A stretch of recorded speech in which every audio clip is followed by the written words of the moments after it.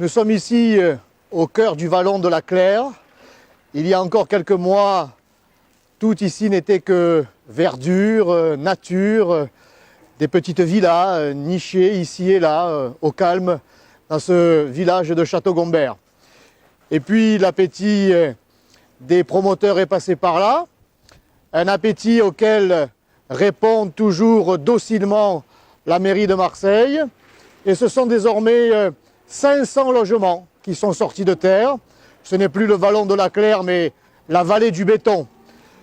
Parmi ces 500 logements, 89 logements sociaux qui nous ont été imposés. Et c'est 13 habitats qui est directement rattaché au conseil départemental qui en a la charge.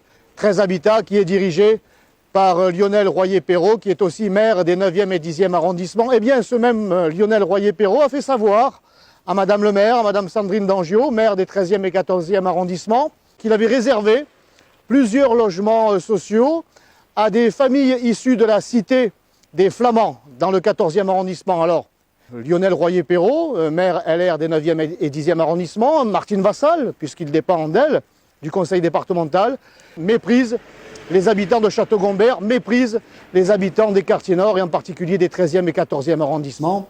À l'heure où l'on nous sensibilise, et c'est tout à fait normal, sur la nécessité de préserver nos sites naturels, nous avions ici un site remarquable. Eh bien, il est désormais enfoui sous des tonnes de béton. Contrairement à ce que fait l'équipe Godin depuis près d'un quart de siècle, c'est-à-dire saccager nos sites naturels, moi je m'engage à les protéger.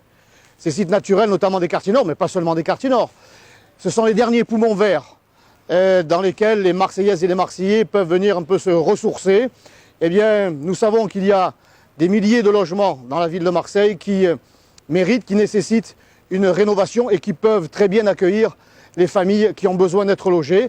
C'est dans cette voie-là qu'il faut désormais s'inscrire, la rénovation de ces logements et la préservation de nos sites naturels.